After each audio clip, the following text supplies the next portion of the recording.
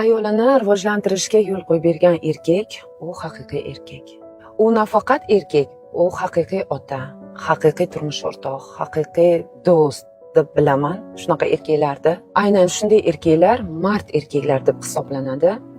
Ayol kishini ming sayohatlarga olib boring, ming tillolarga ko'ming, ming qimmatbaho narsalarni olib boring, ichki dunyosini to'ldirmasa, bu ayol kishi bir kunbas bir kun ketadi.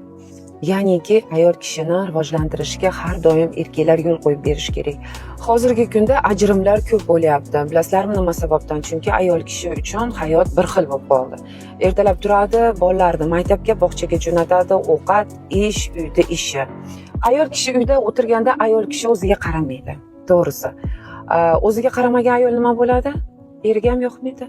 По-любому shunaqa bo'lib hayot buziladi. Ayol kishi masalan sport zallarga borsa, ayollar davrasida o'tirishlar bo'ladimi yoki o'zi xohlagan ishda, xohlagan o'qishda o'qisa, ayol kishi tashqariga chiqsa, ishoninglar, o'sha ayol kishi hamma yo'lni bir xilda olib ketadi. Bolalariga ham qarashga ulguydi, uy ishini ham qarashga qiladi, ovqatiga ham ulguydi. Nimaga? Chunki ayol kishida ответственность bo'ladi. Mani xo'jayinim menga yo'l qo'yib beryaptimi? Men ham ответiga yarasha ish qilishim kerak deydi.